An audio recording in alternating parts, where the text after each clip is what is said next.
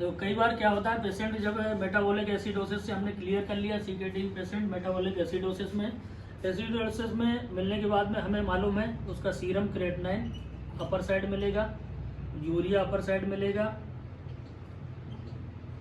इसके अलावा उसमें CO3 कार्बोनेट भी अपर साइड रहेगा, सोडियम पोटेशियम ये सारे इनबैलेंस होंगे। ठीक है, कई कंडीशन में इसमें एलोपैथ में क्या ट्रीटमेंट देते हैं जनरली एक हम चर्चा करेंगे। तो क्रेटनाइन को अगर वॉश आउट करना है तो इसका सबसे बेस्ट वही तरीका है, हीमोडायलिसिस लगाएंगे HD। अब डायलिसिस भी कई टाइप की होती है, हीमोडायलिसिस जैसे एक हो गया, इसको बोलते हैं डायलिसिस, ये हुआ हीमोडायलिसिस। इसके अलावा एक होती है पेरिटोनियल डायलिसिस, तीसरा एक होता है वाटर डायलिसिस जिसमें वाटर रेजिस्टेंस को ही वॉश आउट करते हैं केवल, एक होता है प्रोफाइल मेंटेनिंग डायलिसिस, ये बहुत बड़ा पार्ट है, अगर नेफ्रोलॉजी वाले ही इसको अच्छे से मतलब कि वो करते हैं, इतना बड़े लेवल तक नहीं जाना। हमें जो ज़रूरत पड़ती है हमारे पेशेंट में, किडनी पेशेंट में, एक हीमोडायलिसिस की ज़रूरत पड़ती है, दूसरी होती है profile maintaining dialysis, profile maintaining dialysis इसको बोलते हैं। इसमें क्या करते हैं, इन दोनों में अंतर क्या है।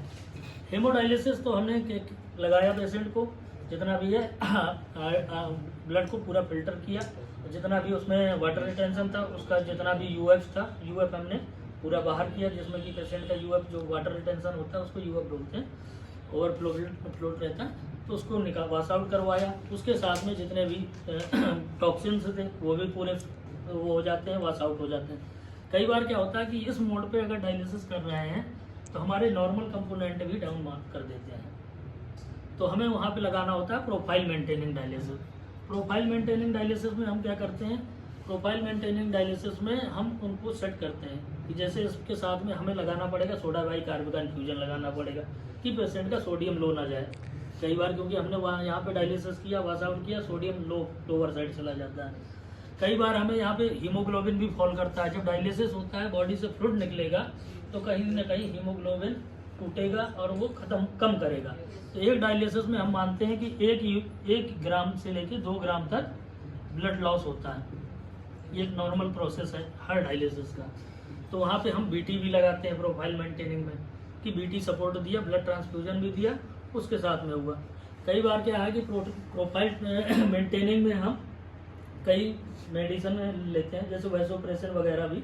BP अगर पेशेंट का फॉल जा रहा है तो डायलिसिस के बीच में कन्वर्जन आने लगते हैं, तो उस समय पे हम वैसोप्रेशन या फिर नॉरेड इसका सपोर्ट जरूर लेते हैं इन्फ्यूजन में, ये देना है। कई बार क्या होता है पोटेशियम करेक्शन करने का होता है, तो पोटेशियम करेक्शन करने के लिए हम क्या करते हैं, न्यूट्रलाइज इंसुलिन जो बनाया जाता है, सॉल्यूशन बनाया जाता है, 500 ml को न्यूट्रलाइज किया जाता है ग्लूकोज को, वो इन्फ्यूजन दिया जाता है, उसके साथ में डायलिसिस आप चलाएंगे तब वो जाके पोटेशियम करेक्शन आराम से कर सकते हैं। वो भी पोटेशियम बहुत ज़्यादा हाई रेंज में है, 6.5 से अपर साइड होना चाहिए मिनिमम इतना, तब जाके इस प्रोसेस का हम लेंगे। 7-8 पे पहुंच गया पेशेंट, हाइपर कैलेमिया तो उसमें हाइपर साइड में है पोटेशियम बहुत ज़्यादा, तब ये कंडीशन लेते हैं प्रोफाइल मेंटेनिंग में। ठीक है, यूरिया वॉश आउट करने का क्या तरीका है, ये तो हमने समझ लिया मोटा मोटा कि इसमें डायलिसिस में सारी चीज़ें वॉश आउट होती हैं। अब यूरिया वॉश आउट, अब पेशेंट का क्रेटनाइन है कई बार 3 या 4 पे है, डायलिसिस का नीड भी नहीं है, यूरिया लेकिन सडन बढ़ता जा रहा है। क्यों बढ़ रहा है, उसमें एक कारण रहता है यूरिन का रिटेंशन होना।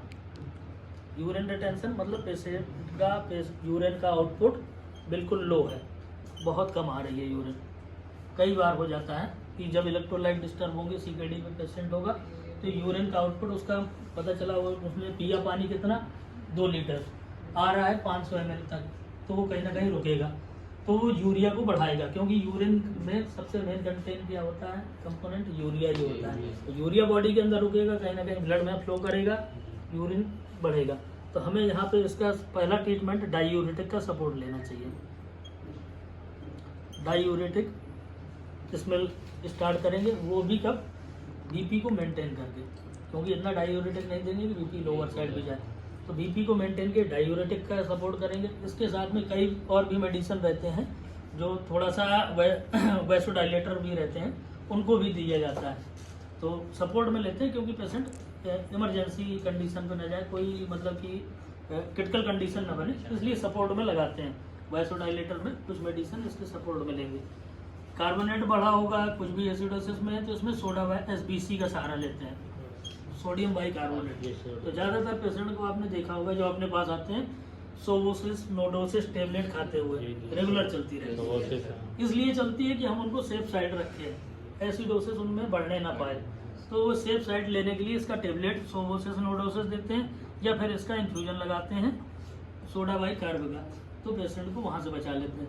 पोटेशियम अगर लोअर साइड में है, अगर ये लोअर साइड पोटेशियम जा रहा है तो क्या सपोर्ट लेंगे, हमें सबसे पहले तो थोड़ा सा सॉल्ट इंटेक देना पड़ेगा। भले ही किडनी का पेशेंट है, थोड़ा बहुत सॉल्ट इंटेक उसका, अगर सॉल्ट लेस बिल्कुल 0 सॉल्ट पे डाइट चल रहा है तो थोड़ा हम सॉल्ट बढ़ा के देंगे।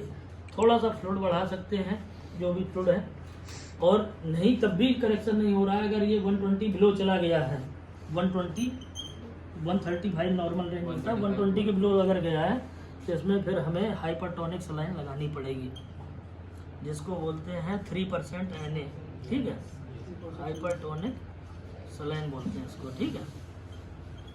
इसका इन्फ्यूजन देंगे, ये 3% NS का सोडियम का होता है। इसका टाइमिंग क्या होता है, 5 to 6 आवर में इसको ओवर करना रहता है। कितना टाइम कम से कम देना है आपको इसको देने के लिए।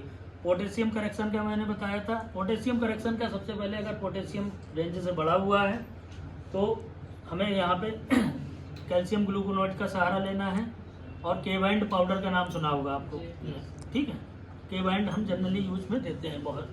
पोटेशियम का फर्स्ट जब भी लग रहा है उसको हमें रेड कलर के फ्रूट्स जिनमें रिच पोटेशियम होता है, रेड कलर के फ्रूट में क्या आता है, पपाया आता है, चुकंदर रहता है, और क्या क्या आते हैं, रेड अनार हुआ, और इसके अलावा टमाटर हुआ, और केला, बनाना, सबसे ज़्यादा बनाना में पोटेशियम होता है। तो ये सारी चीज़ें डाइट में कंट्रोल करनी है।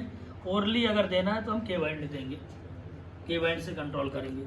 लगभग इतने ही मेन कंपोनेंट रहते हैं जो अपने किडनी पेशेंट में मिलते हैं। इनको अगर बैलेंस करके चलते हैं तो लगभग पेशेंट स्टेबल रहता है और अपनी कंडीशन में बेस्ट प्रॉप्ड अप होता है, बिगड़ता नहीं है पेशेंट।